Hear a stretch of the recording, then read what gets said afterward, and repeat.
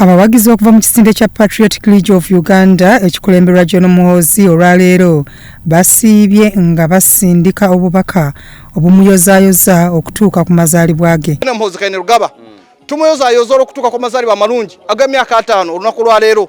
Ffe ng'abavubuka abali mu kisinde kya PLU lino ly'essanyu lyaffe kubanga we tulaga tulabawo. Would like to take this moment to really appreciate our CDF General Kainerugaba for his inspiration to us the youth. Abagizi bakedde ku kitebe kyabwe enaggulu awabadde ebipande okukubadde ebifaananyi bye nga wano buli muwagizi abadde ateekako omukono okumuyozaayoza.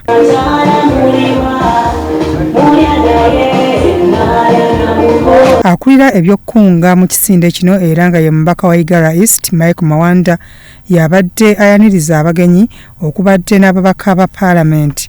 Mu bagenyi abazze mubadde n'omusumba Rosias Bujingo naye atadde omukono ku kifaananyi kya General Muhoozi era ne bamusaba okumusabira essaala.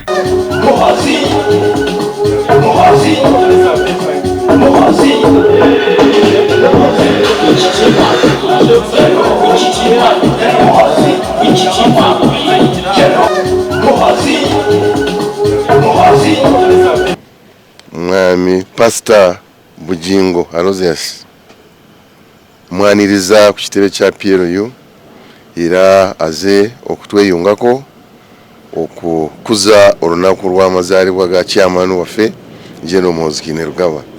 Era on behalf of PLU era ntwala omukisa guno okuyozaayoza chairman waffe ku myaka gino gyatuuseeko na ebirungi byakoledde eggwanga lino.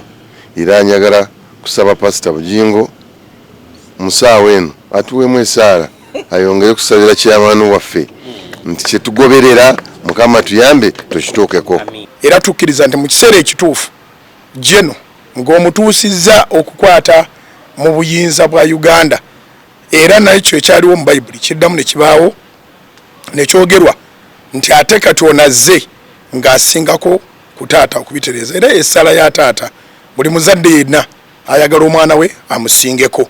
Tusaba omutukuumire muwangaaza emyaka mingi olwaleero kituyinza kugamba nti omuwe bwegiti oba bwegiti naye muwere ddala emyaka mingi.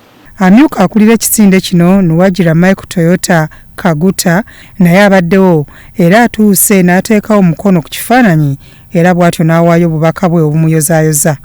Njozaayoza General waffe okutuuka ku myaka 5 kintu kikulu nnyo mu bulamu bw'ensi buno. Myaka 5 ku myaka 10 n'ogikutulamu kikulu nnyo era twebaza Katonda olw'ekitone ky'obulamu olw'okumuweereza mpaka myaka 5 era ate n'okumuyozaayoza okufuuka CDF ffe tulaba ate gye tulaga watangaavu. Ate n'ekirala bannayuganda kyenjagala obagamba bwe tuba twetaaga peaceful transition of power nga twagala kudda mu bukulembeze oluddako nga tewali kulwana nga tewali ntalo nga tulina omuntu omutegeevu agenda otwebembera bulungi.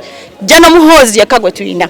Omubaka Mawanda atubuulidde lwaki ku mulundi guno tebasobodde kutegeka mukolo ogwawamu wabula n'akubiriza abawagizi buli omu ajagulize waali. Ebitiibwa by'alina n'obusobozi bw'alina naye engeri y'okucelebratinga kugenda mu mbaga asaze mugenda mu ofiisi kola aba ayagala kulaga bannayuganda nti mwerufu mwetegefu okuweereza eggwanga lino. Byatumubaze Godfrey, Salt TV, Omunnyo.